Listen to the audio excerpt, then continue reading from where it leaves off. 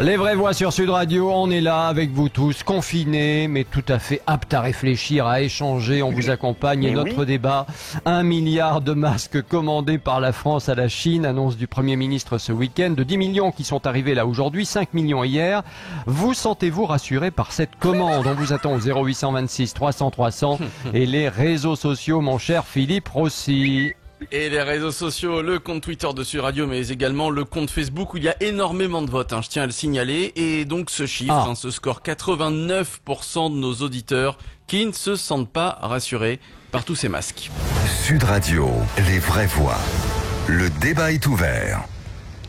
Frédéric Lapostole, professeur de médecine d'urgence à l'hôpital Avicenne à Bobigny, est avec nous. Bonsoir. Bonsoir. Merci beaucoup d'être avec nous dans Les Vraies Voix sur Sud Radio et de donner un peu de votre temps. Je sais que vous êtes évidemment très occupé. Tout d'abord, tiens, à l'heure qu'il est, à l'hôpital Avicenne, quelle est la situation dans votre hôpital? La plupart des hôpitaux parisiens commencent à être pleins, à craquer avec des malades du coronavirus. Quelle est la situation à l'hôpital Avicenne à l'heure qu'il est?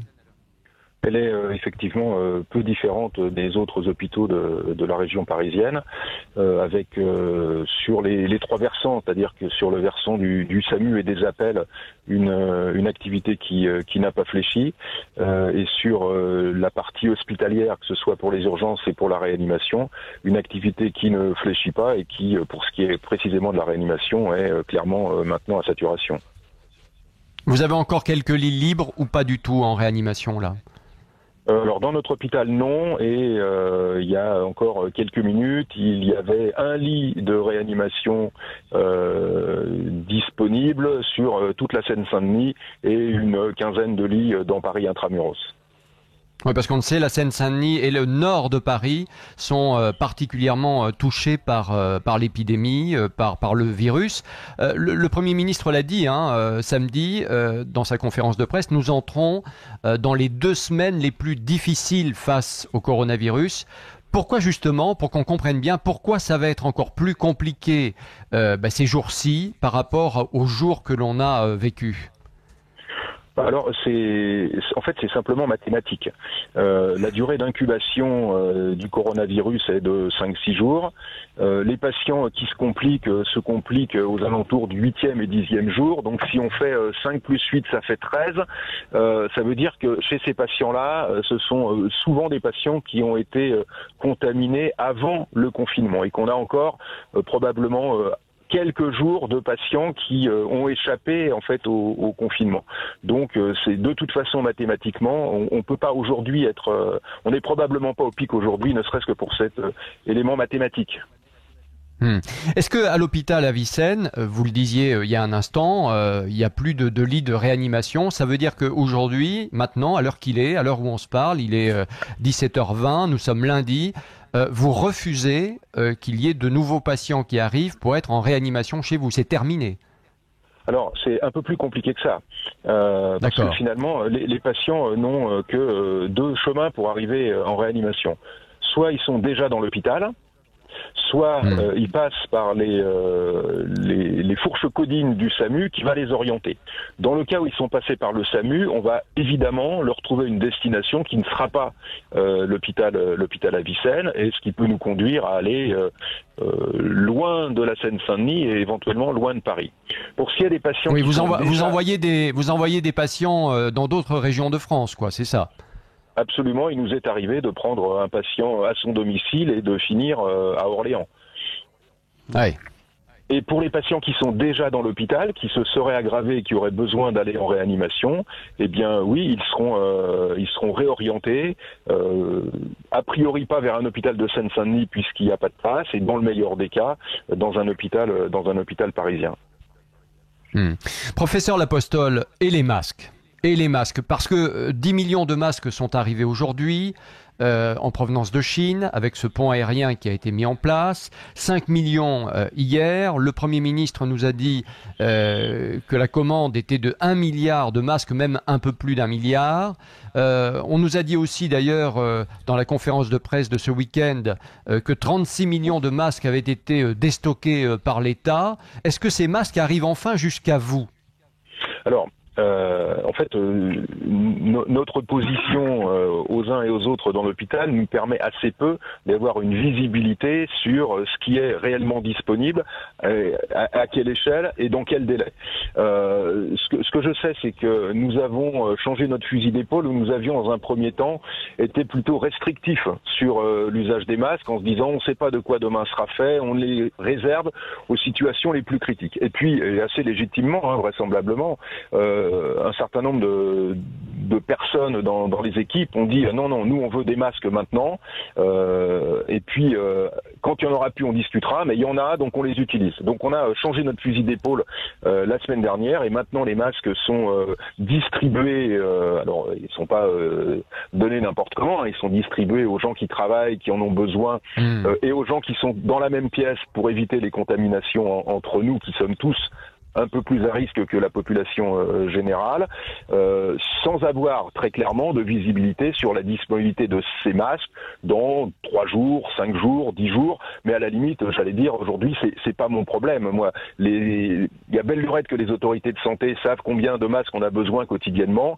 et on se doit, nous, de leur faire confiance pour nous approvisionner, même si c'est à flux tendu, même si c'est au quotidien avec les masques.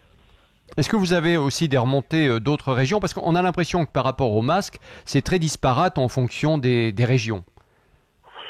C'est aussi probablement disparate en fonction de la façon dont la région est atteinte par l'épidémie. Et les régions qui sont, pour des raisons qui parfois sont encore mystérieuses d'ailleurs, plutôt épargnées, consomment au quotidien beaucoup moins de masques. Il ne faut pas oublier que pour les soignants qui sont directement au contact avec des patients infectés ou suspects de l'être, à chaque patient, on change de masque.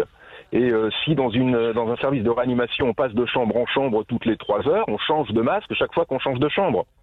Donc évidemment, la consommation de masques, de tenues de protection est colossale, évidemment. Évidemment. Philippe Binger qui est avec nous. Philippe, cette annonce qui a été faite ce week-end, ce milliard de masques, est-ce que vous trouvez que c'est enfin rassurant, que ça y est, cette fois on est au rendez-vous, que le gouvernement est au rendez-vous de ce qui se passe aussi, et que voilà, ça va un petit peu mieux? Disons, mon cher Christophe, que bien sûr, profane et totalement ignorant dans ce domaine, je ne peux que me féliciter de cette annonce, et j'espère qu'elle résoudra un certain nombre de problèmes brûlants. Mais si vous le permettez, Christophe, j'aimerais poser à monsieur le professeur une interrogation, et je suis ravi de l'entendre régulièrement sur Sud Radio. Sans doute, ça a déjà été expliqué, mais monsieur le professeur, le lit de réanimation, c'est pas le lit, évidemment, tout simple. Il impose un appareillage, je crois, substantiel et consistant. Et deuxième, une affirmation en plus, je suis frappé de voir, j'écoute depuis 2 jours passionnément tout ce qui se dit sur le plan hospitalier, et je suis frappé de voir à quel point une relative pénurie du matériel dû à la responsabilité de l'État a suscité un nombre formidable d'initiatives et de pratiques au sein des hôpitaux eux-mêmes. Et au fond, est-ce que cette pénurie n'a pas créé une inventivité tout à fait extraordinaire? Pardon pour cette longueur, monsieur le professeur. Alors, professeur Lapostole. Je vais commencer par la première partie. Vous avez complètement raison. Aujourd'hui, le cahier des charges pour un lit de réanimation est très éloigné de tous les bricolages qu'on peut faire pour transformer une salle, une chambre d'hôpital en réanimation. Néanmoins, par la contrainte, ça se fait. Mais vous avez raison, il y a ce premier point. La deuxième chose, c'est que le matériel qui doit être utilisé, et il suffit de vous retourner, de regarder les images qu'on voit sur les écrans de tous les services de réanimation, on voit bien qu'il y a un niveau de sophistication du matériel qui est extrêmement élevé. Et il est illusoire de penser que on va pouvoir faire bien avec du matériel qui ne serait pas spécifiquement du matériel de réanimation. On va bricoler, on va réussir à se débrouiller, mais clairement, on fera moins bien avec un respirateur qui n'est pas un respirateur de réanimation. Il y a par exemple des respirateurs petits qui sont faits pour le transport des patients, quand le patient est transféré d'un hôpital à l'autre, ou pour des durées de ventilation qui sont courtes. c'est bien pour une demi-heure, 1 heure, peut-être 2 heures, mais pas pour la prise en charge prolongée de patients qui sont des patients très critiques. Donc, c'est vrai que ça ne s'improvise pas. Et la troisième chose qui s'improvise pas, après le local, le matériel, c'est le personnel. C'est que si la réanimation est une spécialité, si infirmière de réanimation c'est un exercice professionnel spécifique, c'est parce qu'il y a des spécificités du quotidien qui doivent être maîtrisées pour être au top de ce qu'on peut proposer comme soin. Donc oui, évidemment, d'aucune façon ça ne s'improvise et il faut avoir l'honnêteté de dire que quand on fait une chambre de réanimation là où on peut, on est probablement un peu en dessous de la qualité des soins qui seraient prodigués dans une réanimation avec tout ce qu'il faut comme matériel et comme personnel. Après, pour l'inventivité... Professeur, ouais. Allez-y. Non, je disais si on se dit tous les deux allez-y, on va pas en sortir. Pour l'inventivité, il faut effectivement... Attends, ne quittez pas, il y a quelqu'un qui... Je suis dans une voiture et il y a quelqu'un qui a du gel hydroalcoolique, je ne sais pas ce qu'il veut faire avec, le monsieur. Il veut me donner des gants de gel hydroalcoolique. Que je vais accepter. Vous allez m'excuser 15 secondes, mais je ne peux pas... Allez-y, vous le remerciez pour nous, vous le remerciez pour nous, et pour vous tous. Bon ben voilà, c'est la radio en direct ça, les vraies voix, voilà, ça se passe en direct dans les vraies voix. Avec un monsieur qui vient donner du gel hydroalcoolique et des gants au professeur L'Apostole qui est avec nous en direct dans les vraies voix. Merci beaucoup. Bon, écoutez, on va vivre ça, on va continuer de vivre tout ça, professeur L'Apostole, avec vous. C'est quand même extraordinaire la radio, parce que vous voyez, on vient de vivre en direct un moment très intéressant. Il y a beaucoup de Français qui, à chaque fois qu'ils le peuvent, font ce que vient de faire cet homme visiblement avec vous, c'est-à-dire donner du matériel comme ça aux soignants. Et vous allez nous raconter ça dans quelques secondes, bien sûr. Notre débat dans les vraies voix. 1 milliard de masques commandés par la France à la Chine, annonce du Premier ministre ce week-end. Vous sentez-vous rassuré par cette commande? 0826 300 300, vous êtes les bienvenus, n'oubliez pas, antenne ouverte, elle est pour vous et vous pouvez vous exprimer. Et puis les réseaux sociaux, Philippe Rossi. Et les réseaux sociaux, Twitter, Facebook, où c'est toujours 90% d'auditeurs qui ne sont pas rassurés. Beaucoup de commentaires également. MCH qui nous dit... Christophe Bordet. Les vraies voix sur Sud Radio avec l'équipe du lundi, Babette de Rosière qui est confinée chez elle dans son restaurant des Yvelines, Philippe Bilger qui est dans sa maison, Philippe Rossi qui est lui aussi chez lui. Et notre débat, 1 milliard de masques commandés par la France à la Chine, annonce du Premier ministre ce week-end. Vous sentez-vous rassuré par cette commande? On vous attend au 0826 300 300 et les réseaux sociaux. Philippe Rossi, tiens, ça donne quoi? Et les réseaux sociaux, Twitter, Facebook, beaucoup de votes et c'est toujours une grande majorité de nos auditeurs qui ne se sentent pas rassurés, des auditeurs en colère qui trouvent que cette commande arrive beaucoup trop tard. La réponse est un non à 90%. Dans un instant, Bénédicte de Paris qui nous appelle au 0826 300 300. Je vous dis, l'antenne est à vous, elle est ouverte, évidemment, et vous pouvez intervenir et partager nos débats avec tous ceux qui le souhaitent, bien entendu. Il faut faire de la pub autour de vous, les vraies voix sur Sud Radio, tous les jours, 17h, 20h, voilà. Toujours avec nous, Frédéric L'Apostole, professeur de médecine d'urgence à l'hôpital Avicenne de Bobigny. Avant de donner la parole à Bénédicte, je le disais, professeur L'Apostole, on a vécu, là, il y a quelques minutes, un moment assez extraordinaire. Parce que c'est vrai que les soignants, vous avez un soutien formidable tous les jours à 19h ou à 20h. On vous applaudit aux fenêtres des appartements pour vous encourager, etc. Même si c'est vrai que bon, il y en a certains qui la semaine dernière ont mis des petits mots dans certaines boîtes à lettres de soignants pour leur demander de déménager, etc. parce qu'ils avaient peur d'attraper le coronavirus. Une vraie bêtise, bien entendu. La majorité des Français vous soutient et continue de vous soutenir. Et là, vous étiez en direct avec nous et on a vécu un moment où un monsieur est venu vous donner du matériel en direct. Qu'est-ce qui s'est passé? Racontez-nous en quelques mots. En fait, il faut préciser que je suis dans une voiture qui est avec un logo du SAMU 93 et il y a un monsieur qui s'est approché, qui a tapé à ma vitre en me montrant qu'il avait... et donc, je suis plus riche maintenant de 2 boîtes de gants, 2 boîtes de masques et d'un flacon de soluté hydroalcoolique. Bah voilà, c'est merveilleux. Voilà des moments comme ça que l'on peut vivre tous ensemble, bien évidemment. Ça s'appelle la solidarité avec les soignants. Frédéric L'Apostole, vous restez évidemment avec nous. On accueille Bénédicte de Paris. Bonsoir Bénédicte. Bonjour. Comment ça va Bénédicte? Écoutez, ça va. Moi, j'étais obligée de m'arrêter. Je suis infirmière parce que j'ai eu des symptômes, qu'on n'a pas de masque dans mon hôpital et que je voulais pas contaminer les patients. Vous êtes dans quel hôpital, vous? C'est comme ça. Pardon? Vous êtes dans quel hôpital? À Sainte-Anne, en psychiatrie. À Sainte-Anne, en psychiatrie. Et vous avez des symptômes depuis plusieurs jours maintenant? Ben là, je suis arrêtée jusqu'à aujourd'hui, j'y retourne demain soir. D'accord. Et quand vous avez arrêté, il n'y avait pas de matériel du tout? Aucun. Pas de masque, rien, pas de mesure d'isolement des patients. Vous savez qu'en psychiatrie, les patients sont les uns sur les autres. Ils n'arrivent pas forcément à respecter le cadre, c'est difficile pour eux. Bah oui. Et moi, je me voyais mal infecter tout un service.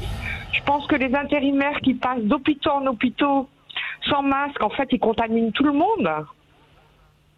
Nous, on a plein d'intérimaires, ils travaillent à Sainte-Anne, après ils vont travailler en cancéro. C'est vrai qu'on n'y pense pas, mais c'est une vraie question, ça, que vous posez Parce là. que l'infirmière qui a contaminé 250 personnes, excusez-moi, j'ai pas envie de me mettre dans cette position-là. Ouais. Ben, tiens, justement, Frédéric Lapostole, qui est avec nous, professeur de médecine d'urgence à l'hôpital Avicenne de Bobigny. On entend Bénédicte là sur ce qu'elle a vécu. Alors d'abord, effectivement, on n'en parle pas beaucoup, mais on imagine bien que dans des services où il faut s'occuper des personnes qui ont les difficultés qui étaient décrites il y a un instant, ça doit être encore plus compliqué à gérer, bien entendu.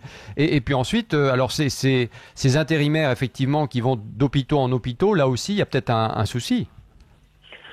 Le personnel de santé est, à partir du moment où on considère que le virus ne vit et ne se transmet que essentiellement par un être humain vers un autre être humain, les professionnels de santé sont des vecteurs tout à fait privilégiés de la transmission, c'est évident. D'ailleurs, c'est pas par hasard qu'il y en a un nombre non négligeable qui est contaminé, et effectivement, ils ont un risque majeur de contaminer les autres, et c'est aussi une des raisons pour lesquelles, très très tôt, les professionnels de santé se sont émus de ne pas avoir à disposition suffisamment de matériel de protection.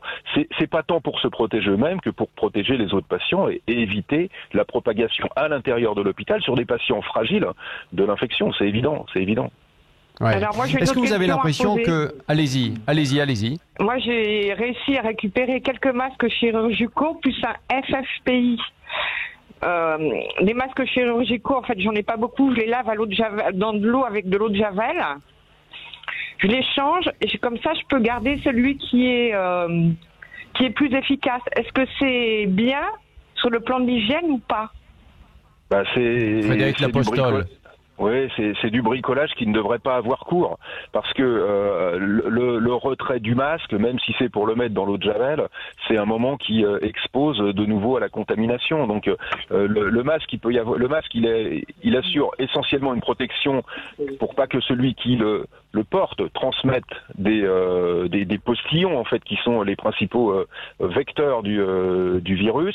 Le problème, c'est que ce masque, il est fait pour être retiré et détruit, donc mis dans une poubelle à destinée d'une destruction.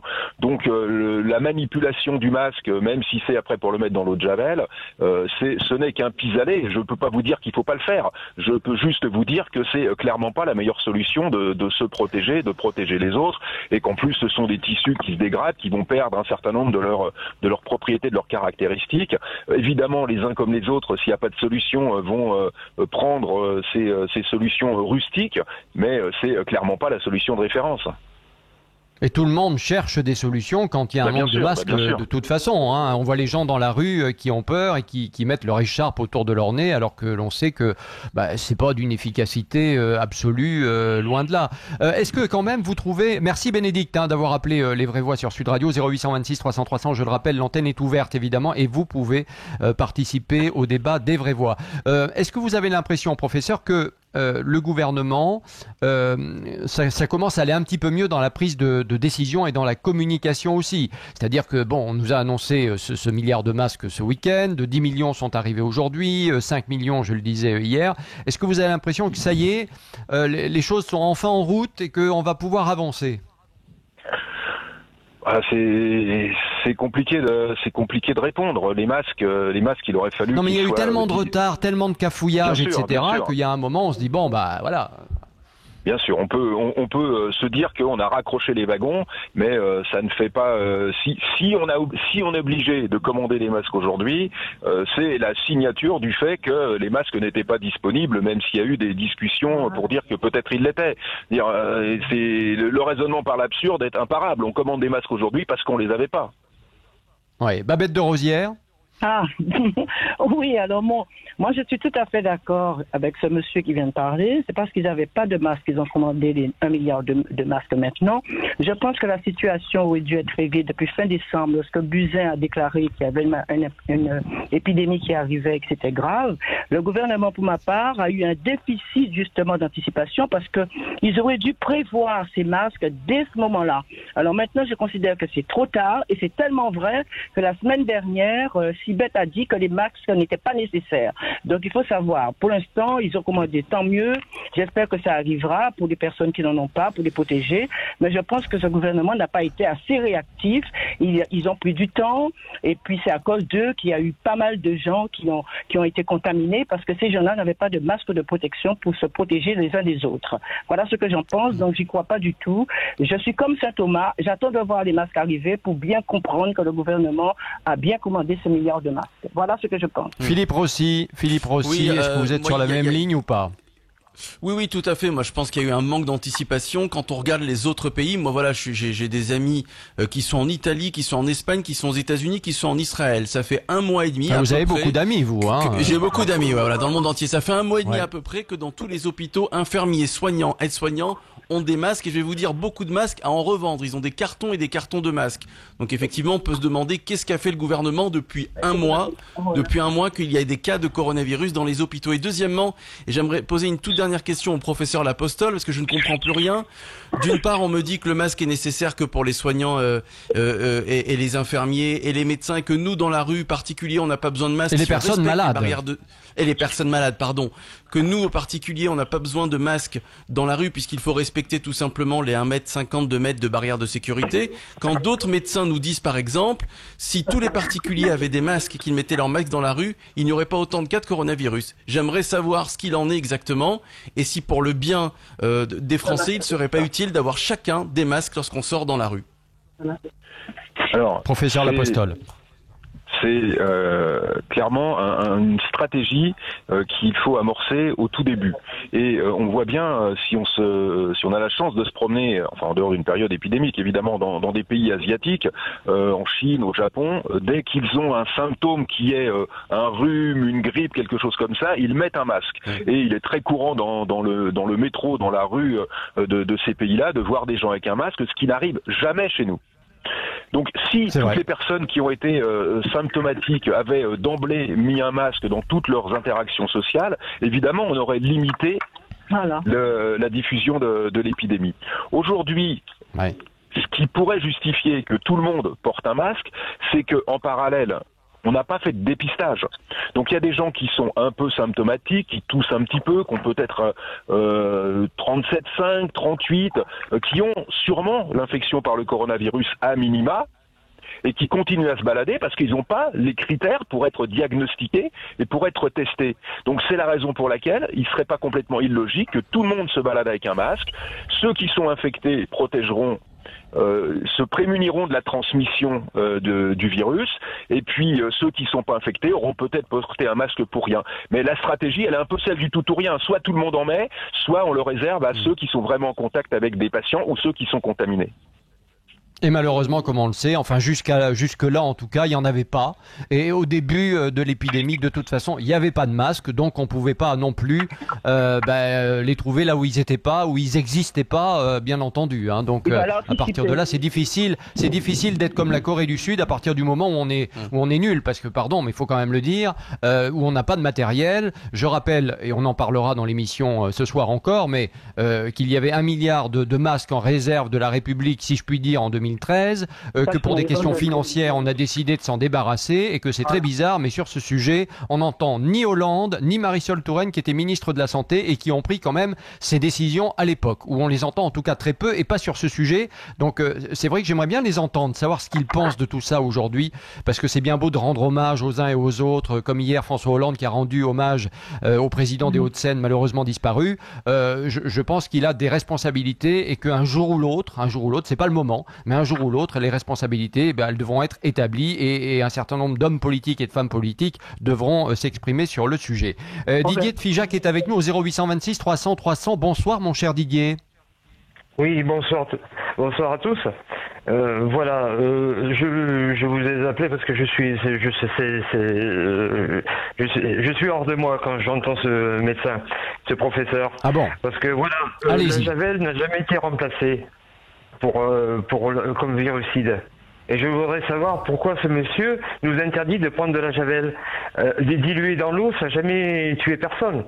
À ce que je sache. Non, mais le professeur, vous n'avez pas bien compris, le professeur L'Apostole n'interdit personne de nettoyer à la javel, c'est pas le sujet. Non, on a eu au téléphone une infirmière, Bénédicte, qui dit moi j'ai pas de masque, etc. Je sais pas comment faire. Résultat des courses, j'ai des masques en tissu et donc je les lave à la javel pour désinfecter, etc. Bon, voilà. Après, on sait que par rapport au virus, c'est pas idéal pour ne pas laisser passer le virus ces masques. Voilà. C'est ça le problème. C'est pas les masques qui sont vraiment les mieux à même d'empêcher le virus de passer, quoi. Voilà. Oui, bien sûr, mais pour le désinfecter, il n'y a pas de souci. Vous le laissez sécher sur un radiateur, il n'y a pas de souci. Du moment que vous le frottez pas, le virus est tué, il faut le tremper juste 5 minutes dans l'eau, juste même pas, et vous le laissez sécher. Voilà. Mais le virucide, c'est les normes NF, c'est la norme 14476. C'est le vrai virucide, c'est-à-dire l'eau de javel. Il n'y a rien qui fait contre sinon les autres produits, les produits ménagers, moi je suis en fou de rage parce que dans les usines agroalimentaires, les usines de tout ce que vous voulez, ils ne font pas les nettoyages à la javel. Et c'est une vraie bombe à retardement. C'est incroyable. C'est intéressant ce que vous dites. C'est intéressant ce que vous dites, Didier, parce que justement, professeur L'Apostole, moi qui ai eu l'occasion pour d'autres raisons d'aller dans les hôpitaux lorsque j'étais plus jeune, quand j'étais enfant, quand j'étais petit, en tout cas dans les hôpitaux, je me rappelle de cette odeur de javel. On nettoyait avec de la javel. Et puis, il y a quelques années, j'ai cru comprendre qu'on avait dit c'est terminé, on nettoie plus à la javel et on nettoie avec des produits ménagers plus classiques. La javel reste aujourd'hui le produit qui est le plus à même d'apporter une vraie propreté dans les lieux publics et les hôpitaux en particulier? Alors, qu'il soit clair, je n'ai aucune objection à l'utilisation de l'eau de javel. Ma restriction est ni à ce qu'un masque soit réutilisé. Je maintiens que c'est un pis-aller et que dans le meilleur des mondes, quand on a utilisé un masque et qu'on l'a porté pendant 4 heures, c'est pas par hasard qu'on conseille de le porter pendant 4 heures. C'est parce qu'au-delà de ce temps, on a un risque qu'il perde de son efficacité. Et de la même façon, quand on multiplie les manipulations et l'usage du masque, on a un risque qu'il perde de son efficacité. Donc c'est un pis-aller. Ceux qui n'ont pas la possibilité d'avoir des masques font comme ils peuvent avec ce qu'ils ont, et l'eau de javel est un moyen qui est un moyen reconnu de se débarrasser des virus. Et ma mise en garde portait bien davantage sur la manipulation du masque, parce que le masque est contaminé, et en manipulant le masque, qu'on le veuille ou non, au moment où on le retire et avant de le baigner dans l'eau de javel, c'est là qu'il y a un risque accru de contamination. Donc, oui, parce qu'on se touche le visage, etc., quoi, voilà. Le masque, les modalités de mise et de retrait d'un masque, alors évidemment, tout le monde prend beaucoup de libéralité avec l'usage du masque, mais par exemple, mettre son masque sous le menton pour le remettre sur le nez, ça n'a pas de sens. Ça n'a pas de sens. Et on voit beaucoup ça. Ce qui est à l'extérieur du masque part à l'intérieur, ce qui est à l'intérieur part à l'extérieur. Donc ce sont les manipulations du masque qui sont problématiques, pas de le mettre dans l'eau de javel. Si ce n'est qu'à force de le mettre dans l'eau de javel, on peut assez logiquement imaginer, ce sont des masques qui sont faits pour être un usage unique et que leur qualité va se dégrader inévitablement par le fait de les baigner régulièrement. Merci beaucoup, professeur L'Apostole. Je vous en prie, avec plaisir. Vous nous en ferez livrer quelques litres. Hein. Bon, merci beaucoup en tout cas, professeur Lapostole, d'avoir été avec nous. La fin de notre débat.